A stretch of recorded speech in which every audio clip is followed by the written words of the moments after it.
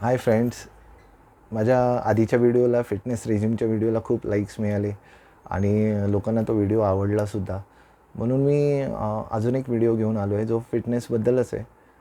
मित्रांनो, जेव्हा आपल्याला असं फिट व्हावंसं असं वाटतं तेव्हा अनेक जणांच्या पहिलं डोक्यात येतं की जिम जॉईन करावी.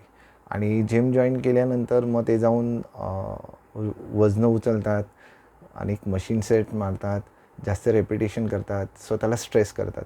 पण कुठेतरी नंतर कालांतराने त्यांना अशी जाणीव होते की बाबा आमचा ज्या हेतूने आम्ही जिम जॉईन केलेली तो आमचा हेतूच पूर्ण नाही झाला.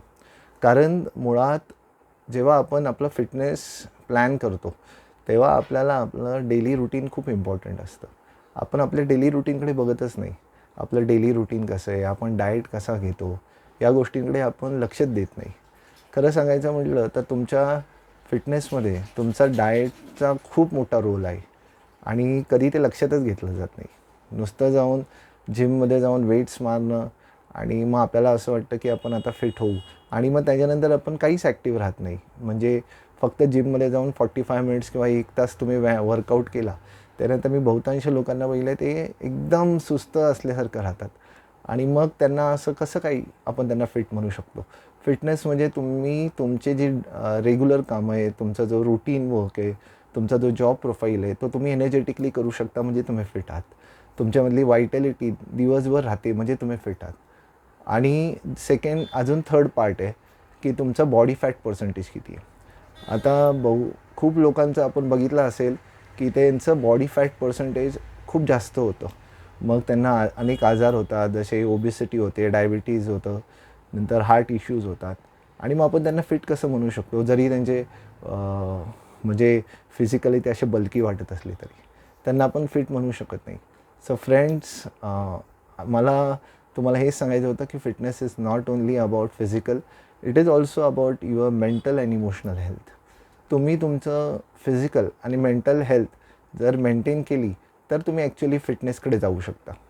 आता फिजिकल आणि मेंटल हेल्थ मेंटेन करताना तुम्हाला 2 गोष्टींवर जास्ती प्रामुख्याने लक्ष द्यावं लागतं. ते म्हणजे तुमचं स्ट्रेस आणि सेकंड आहे तुमचं बॉडी फॅट पर्सेंटेज. अनेक जण जेव्हा वेट मॅनेजमेंटला जातात तेव्हा ते नुसतं स्केल्सवर लक्ष देतात, जी वेट स्केल असते ना तिच्यावर. पण तसं नसतं. तुम्ही तुमचं बॉडी मेजरमेंट्स घेतले पाहिजेत आणि work on your body measurement. मग तुमच्या लक्षात येईल की तुम्ही ॲक्च्युली नुसतं वेट मॅनेज नाही करत आहे, तर तुम्ही ॲक्च्युली फिट पण होत आहे. म्हणजे माझा एक ब्लॉग आहे फॅट टू फिट. सो तो ब्लॉग मी पण परत सेंड करेल. तुम्ही माझा तो ब्लॉग परत बघू शकता. म्हणून मित्रांनो, जर तुम्हाला फिट व्हायचं असेल so work on your stress, work on your fat.